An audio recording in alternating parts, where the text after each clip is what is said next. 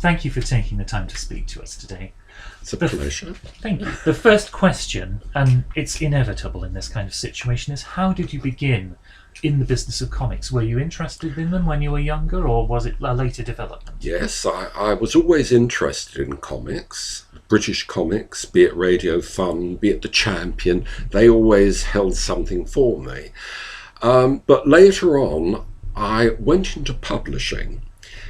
But from a different viewpoint, I was importing into England a variety of American magazines, be it romance magazines, detective magazines. And at the time, this is going back to the mid-50s, paper was a problem. It was only available under license, and any publications coming into England, being imported into England, again, could only be imported under a strict license. So I had to trot off to the Board of Trade, and they did give me a license to import in certain titles of American magazines. After, I suppose, about a year or 18 months of doing that, I thought, it would be rather nice if I could actually publish something in England myself. And I looked around, first of all, at magazines, but then it hit me that I loved comics, I did like comics, I was interested in comics, so I thought, well, why not try a comic? And that was the start of the first two, Creepy Worlds and Secrets of the Unknown. That was in 1959, so it was a few years ago, and that was basically the start of it. Of course, most of the Marvel titles and many of the American titles would have been unavailable at that time to the general readership. For several years in your publications, you reprinted the Marvel superheroes, which must have involved some negotiation for the rights. Who did you speak to about that? Right, well, that's correct, yes. There was a company called Transworld Feature Syndicates who acted for Marvel Comics. At the time, no Marvels were coming in. Marvels were starting off various new superheroes, and they were actually just happy to sell the rights of certain existing Marvel comics that were in operation.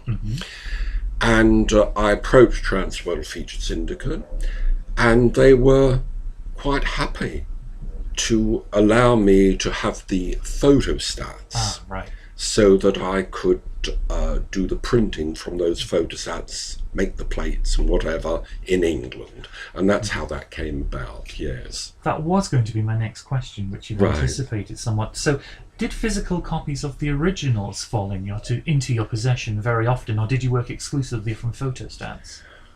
Well, basically, we had the photostats, but also from time to time, the gentleman at Transworld Features, whose name eludes me actually, but he would say to me, I'd come into his office and he'd say, Alan, as a matter of fact, Transworld have got this new character coming out in a few weeks, a month or whatever, and we're going to be able to offer you that as well. Now that meant that he would show me a physical copy.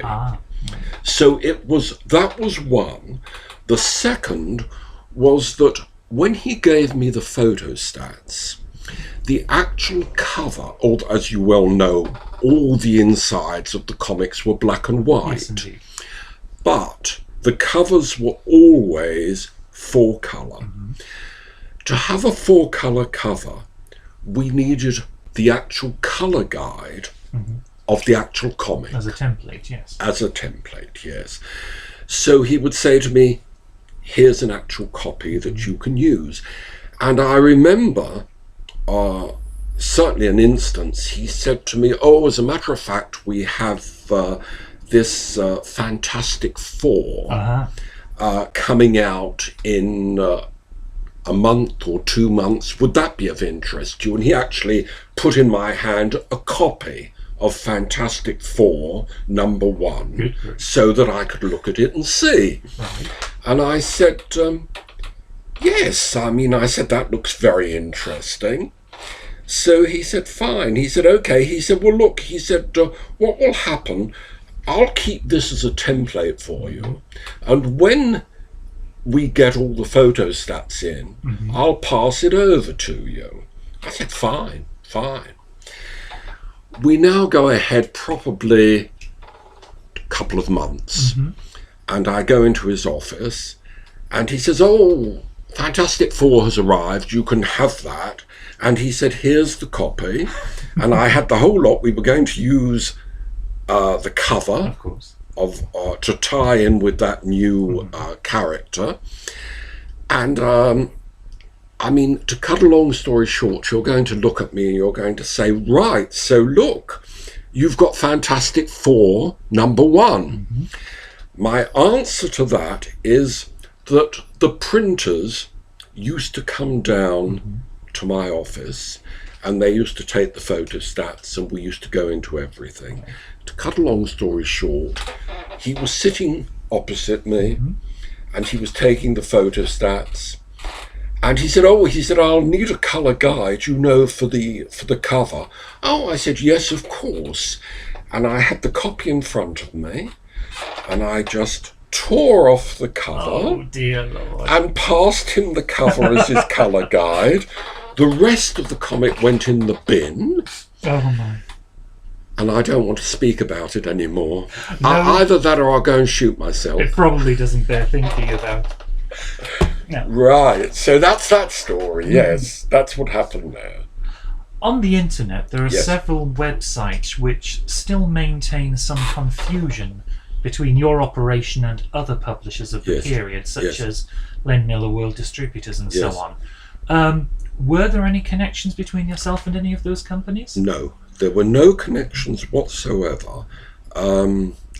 I didn't come into contact with any of them. The only sad part was when Mr. Miller passed away, they knew about my comic company, Of course. and they came on to me and they said, would you be interested in having a look and seeing what is in the warehouse? Because, of course, Miller was the publisher of Marvel Man, which was Correct. quite popular at the Marvel time. Man and other comics as Many well. others, Yes. So I said, yes, like to pop down, have a look. Well, down I went. It was I think it was Hoxton. I think that's where his premises were. And I remember going there, and I remember being shown in, and it was just like, shall we say, the vultures had been there. Ah, Because there was literally, except for some magazines lying around, there was nothing else. Nothing else at all. It was very upsetting, I yes. can imagine. So that was it. No, I didn't have anything, didn't come in contact. No. Fair enough. Now, after a successful run of more than 30 years, Yes. the Alan Class line ceased publication in the Yes. late 1980s. Yes. Was that due to other interests taking precedence, or was it just falling circulation? No, it basically was a fall in circulation. The Marvel comics were extremely popular for some years, even prior to then. This was 1989, Right.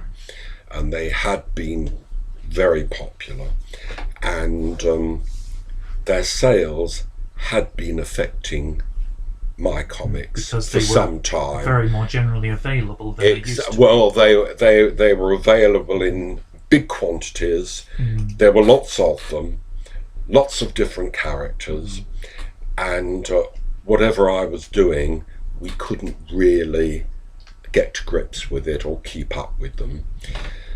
So very sadly, that was the end. That was the end. It was the end of the first run, shall we say? It because was yes, I was wondering, how did you become aware? I mean, prior to yes, that time, yes. how did you become aware of the recent interest in your body of work? Because Well, I it's can been tell quite a thing you. now. I can tell you that for probably, when I stopped in 1989, probably for at least 6, 7, 8 years, I had no idea. Well, there probably wasn't much interest, but I had no idea of any interest. And it wasn't. This is a story actually in itself, because my wife and I were off to the theatre, and we were walking down Charing Cross Road. Right. And in Charing Cross Road was a large comic shop. Comic showcase at the time. Comic showcase, yes. And we were looking in the window. My wife said to me, well, why don't you go in and see if they've heard of your comics? And I'm standing there and I'm saying, no, go in. In I go. Come up. And there was this elderly gentleman there.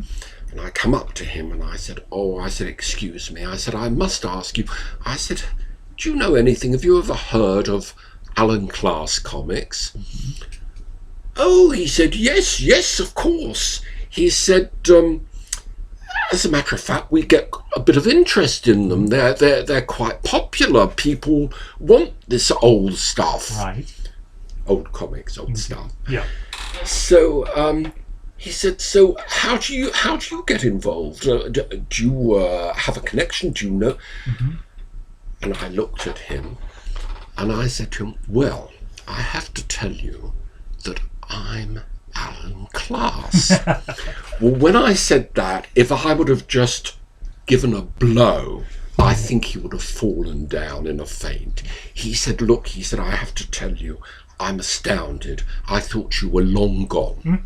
So I said, well, there you are. I said, I thought no one would have given any interest or thought to these comics, and I'm just as absolutely dumbfounded as you probably are.